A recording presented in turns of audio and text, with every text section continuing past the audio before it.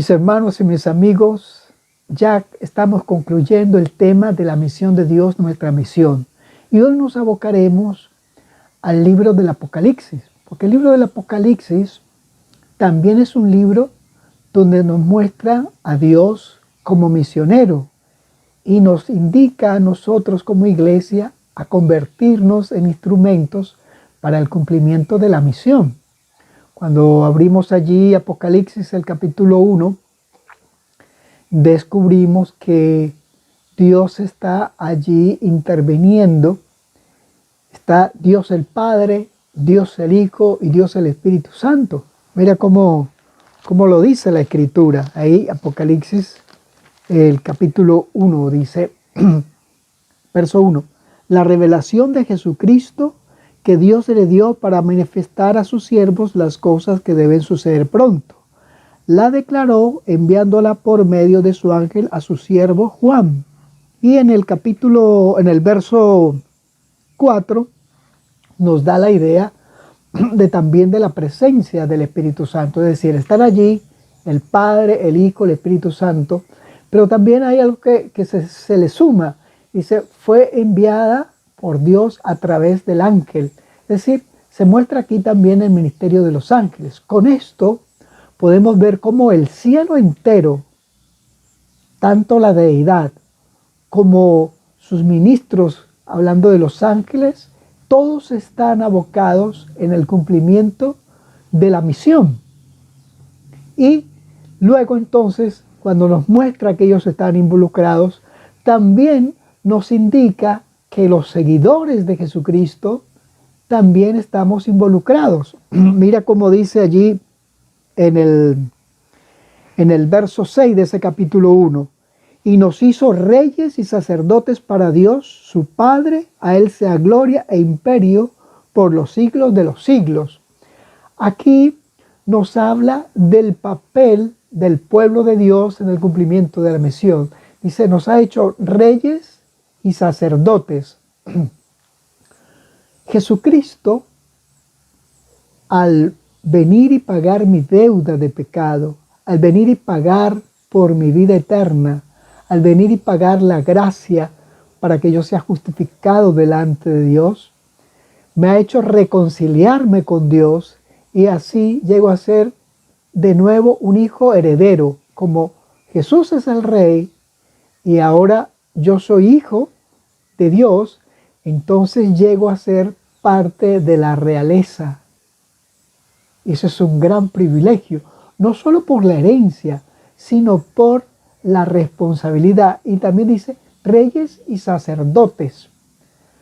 Para poder entender esto de reyes y sacerdotes, los sacerdotes en el pueblo de Israel tenían la función de explicar la ley de Dios, de explicar los mensajes de Dios, de guiar al pueblo de Dios, de avanzar en el cumplimiento de los propósitos de Dios. Pues bueno, hoy la iglesia, aparte de ser herederos por convertirnos en parte de la realeza, también nos da el privilegio de cumplir las funciones que cumplían los sacerdotes del antiguo Israel. ¿Para qué? Para predicar, para explicar la salvación. Ya lo vamos a ver más adelante, cómo es que nosotros cumplimos esa función de ser sacerdotes. Aquí la idea básica es ver en el Apocalipsis, es un libro misionero donde Dios es el misionero y los que le siguen también se convierten en misioneros. Bueno, al leer el libro del Apocalipsis podemos ver el cumplimiento de la misión. Sin embargo, debemos recordar que la misión de Dios depende dónde la ubiquemos. Entendiendo que la misión de Dios es que sus hijos, los que han sido creados a su imagen, vayan creciendo en el conocimiento de Dios. Entonces podríamos definir que la misión de Dios en función de esta tierra se ha hecho en tres fases distintas, o se está haciendo en tres fases distintas. La primera es cuando Dios creó nuestros primeros padres, que le dio toda la tierra para que la gobernaran y la sojuzgaran y se multiplicaran, Dios estaba allí, cumpliendo la función de cuidar y llevar adelante a sus hijos. Cuando el pecado aparece, entonces también aparece otra fase de la misión. Y en este caso la misión era poder rescatar al hombre, poder salvar al ser humano. Cuando Jesús venga por segunda vez y se lleve a sus fieles al cielo por 1000 años y luego regrese, allí comenzará la tercera fase de la misión, que es una fase de recreación, de reconstrucción, de haber vuelto a la normalidad lo que se había perdido. Por eso habrá un cielo nuevo y una tierra nueva, donde ya no existirá el pecado ni la muerte. Entonces, teniendo eso presente, podríamos decir que la misión de Dios siempre es la misma de cuidar a sus hijos, pero de acuerdo en el plano en que se encuentre, la misión cumple roles diferentes. Y ahorita estamos en el rol de la redención. Dios, a través de Jesucristo, cuando Jesucristo se encarna, nos hace conocer de una manera plena a Dios. Y Dios crea el gran misterio de la salvación, que es la creación de la iglesia para predicar el evangelio a la humanidad entera. Mira qué importante es esto.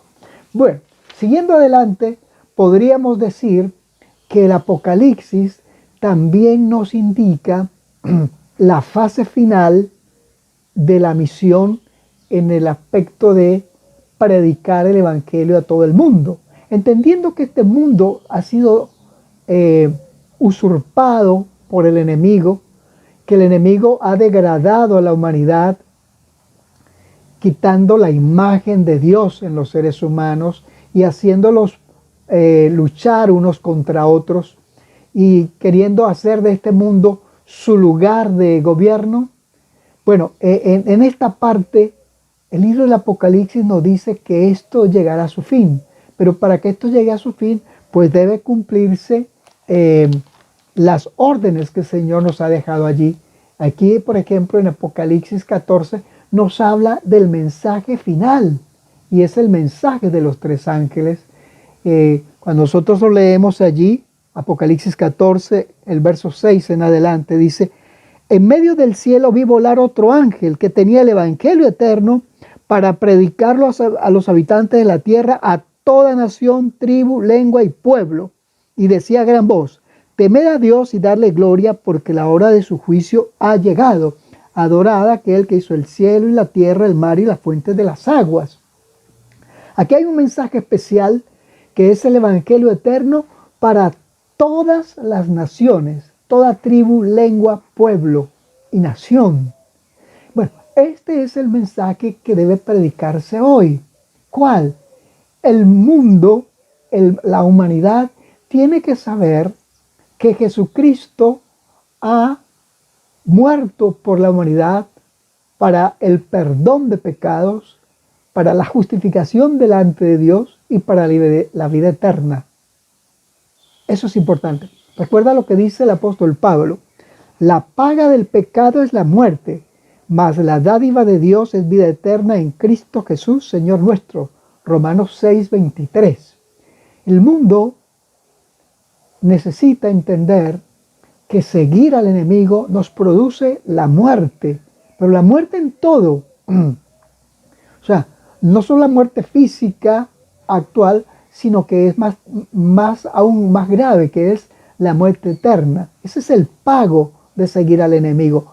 Pero si seguimos a Dios, no es que Él nos va a pagar, sino dice la dádiva, porque la salvación es un regalo de Dios, es una gracia de Dios inmerecida. Pero cuando yo acepto esa gracia, entonces mi vida se irá transformando.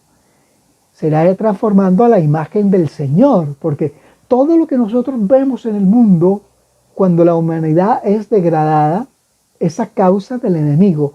Toda la destrucción que vemos en el mundo es a causa del enemigo, que ha degradado a los hombres, y los ha hecho pelear unos contra otros, explotándolos unos con los otros, haciendo cosas que no solo degradan, sino son cosas injustas. El enemigo está detrás de eso. Entonces la importancia de que el Evangelio transforma mi vida. De ahí la importancia del Evangelio eterno, que es para redimir a los seres humanos.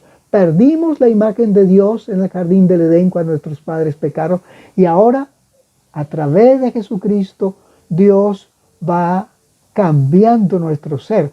Porque la idea de que nosotros cambiemos, que lo hace Dios, es con el objetivo de que los demás entiendan que Jesucristo es la solución para mi pecado, para que mi vida vaya tomando las características de Dios, el amar, el ser bondadoso con los demás, el llevar una vida no solo legalmente limpia, sino una vida pura delante de Dios. Solo lo podemos hacer con la ayuda del Señor, que Él lo pagó en la cruz. De ahí la importancia del Evangelio eterno, que es la vacuna contra la destrucción de la humanidad, que es la vacuna contra la degradación del ser humano. Jesucristo es la solución para poder ser libres de pecado, para poder ser salvos. Y eso es un proceso, pero el Señor estará ahí ayudándonos. Entonces, cuando yo dejo que la gracia me vaya cambiando, esa gracia tiene que ser positiva para quienes me rodean. Es decir, debo convertirme en luz y sal de la tierra. Es decir, debo convertirme en un misionero como lo es Dios. Y el Señor lo ha hecho. ¿Por qué? Porque nos ha dado la dádiva en Cristo Jesús, que es vida eterna. Y ser guiados por el Espíritu, es el Espíritu quien va transformando nuestras vidas, y es el Espíritu que nos va guiando. Y necesariamente, para que yo sepa si el Espíritu me guía, debo convertirme en un servidor del Señor, es decir, en un misionero, de ganar a otros para Cristo, de discipular a otros para Cristo. Eso solo lo hace el Señor. Cuando leemos Apocalipsis 20, nos habla de la destrucción de este planeta cuando Jesús venga por segunda vez.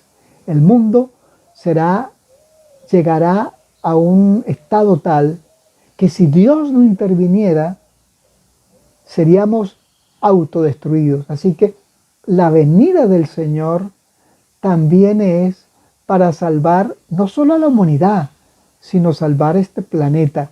Porque allí, en Apocalipsis 20, nos habla que el pecado y el enemigo que fue el autor del pecado serán encadenados, y luego vendrá la destrucción total.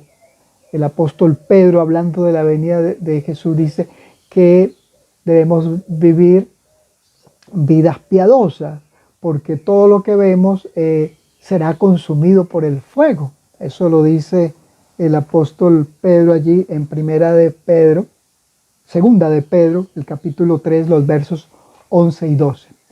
Cuando ahora llegamos al capítulo 21 y 22 del Apocalipsis, es extraordinario, porque allí está la tercera fase de la misión de Dios. La misión de Dios no termina solo cuando Cristo venga por segunda vez. Ahí se pone fin al pecado y a los que siguieron al enemigo, a los que le dijeron: Dios, yo quiero hacer mi vida, yo no quiero que tú tengas nada que ver con mi vida. Y claro, Dios respeta nuestra decisión, pero la consecuencia de alejarse de Dios será la muerte eterna, porque en Cristo es el camino para la vida eterna. Así que bueno, cada quien es responsable de su decisión.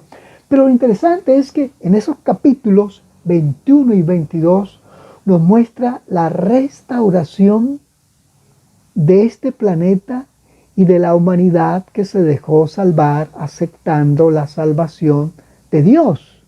En el jardín del Edén nuestros padres pecaron, y ese jardín maravilloso, esa tierra maravillosa, se perdió. Bueno, ahora en los capítulos 21 y 22 nos habla de la restauración. Y ese es un capítulo Yo les invito a que ustedes lo lean con oración y con gozo, porque es que dice cosas maravillosas. Dice, verso 1 del capítulo 21 dice, entonces vi un cielo nuevo y una tierra nueva, porque el primer cielo y la primera tierra ya no eran. Y el verso 4 es increíble porque dice, enjugará Dios toda lágrima de los ojos de ellos y ya no habrá más muerte, ni habrá más llanto, ni clamor, ni dolor, porque las primeras cosas pasaron. Dios restaurará este mundo. Y el mensaje de los tres ángeles invita a la gente a prepararse para la venida de Jesús, a prepararse porque este mundo será destruido, pero también la idea es decirle que Dios hará un cielo nuevo y una tierra nueva, hará un paraíso restaurado. Hoy nuestro mundo se cae a pedazos, hoy el calentamiento global va destruyéndolo todo. La codicia del humano destruye al humano y eso no va a poder ser cambiado. Entonces, aquí es cuando el Evangelio nos va llenando de mayor esperanza. ¿Por qué? Porque nos dice que el Señor hará un cielo nuevo y una tierra nueva, donde no existirá la muerte, ya no existirán las guerras, ya no habrá ni dolor, porque todas aquellas cosas habrán pasado. Dios personalmente estará allí para enjugar la lágrima de todos aquellos fieles que sufrieron por el Señor en el cumplimiento de la misión, pero allí estará Dios para consolarnos. Y ahora decimos, bueno, ¿y qué hacemos con esto? Bueno, la idea es aquí proponernos ser misioneros. Como decía los valdenses, o seréis misioneros o no seréis nada. Y vamos concluyendo, ¿cómo podría yo colaborar en la misión? Primero, orando siempre, orando por la iglesia, orando por nuestros líderes, orando por los diferentes planes, tanto de la iglesia local como de la iglesia mundial. 1. 2. Fieles en la entrega de nuestros diezmos y nuestras ofrendas misioneras sistemáticas. No lo olvides. Tomando, tercero, tus talentos, las habilidades que el Señor te ha dado, úsalas en el servicio del cumplimiento de la misión.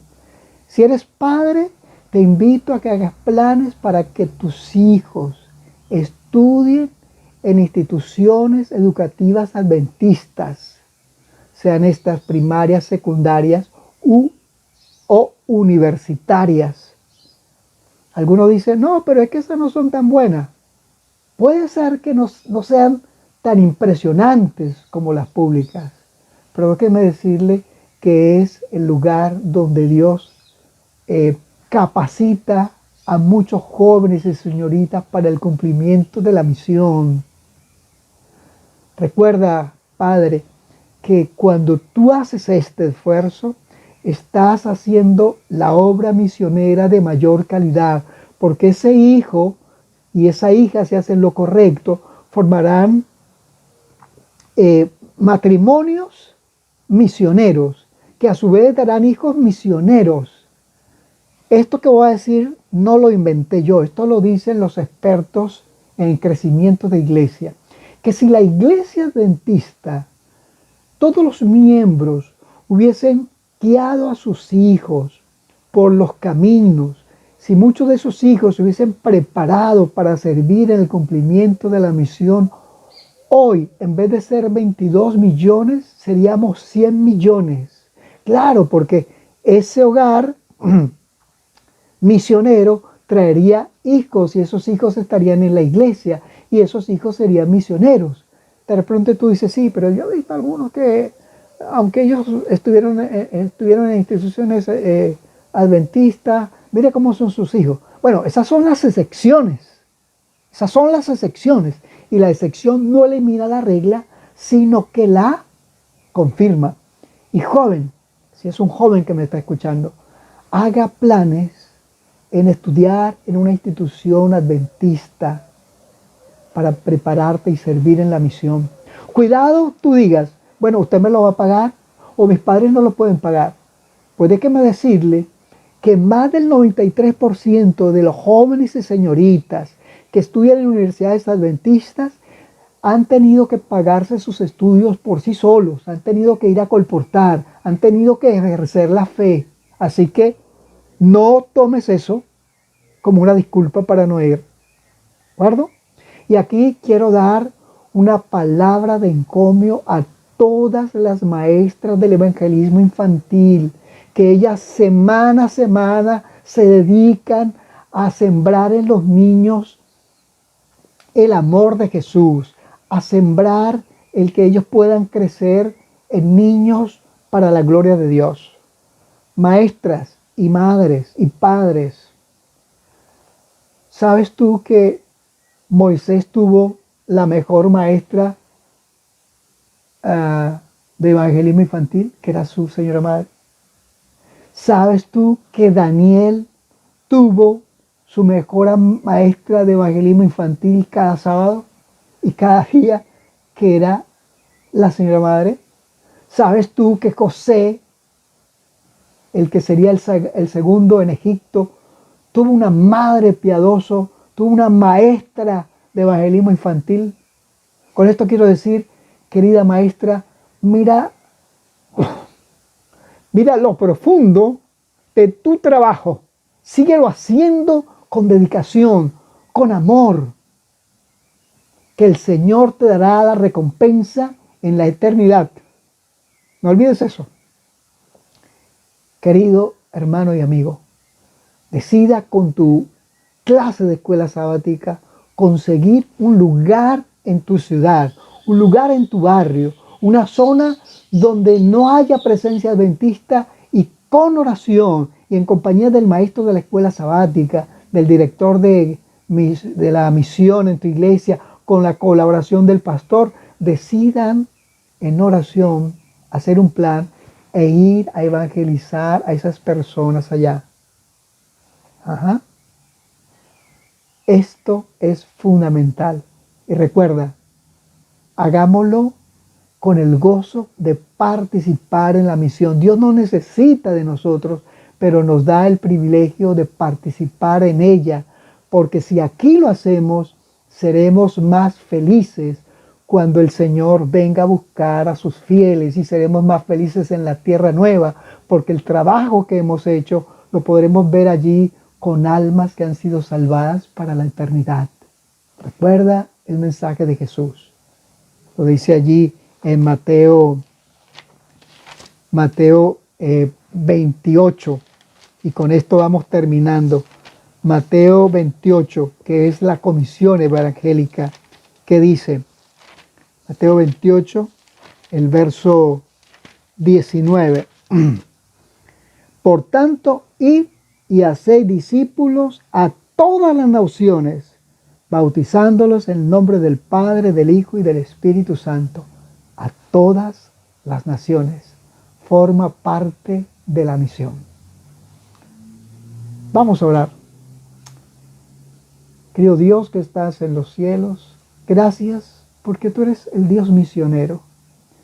Gracias porque nos has dado el privilegio de pertenecer a tu iglesia. Ayúdanos a ser nosotros también a ser misioneros, a tener ese espíritu misionero, Señor, y a poner nuestro granito de arena, entendiendo que lo que nosotros hagamos tendrá resultados eternos en las almas.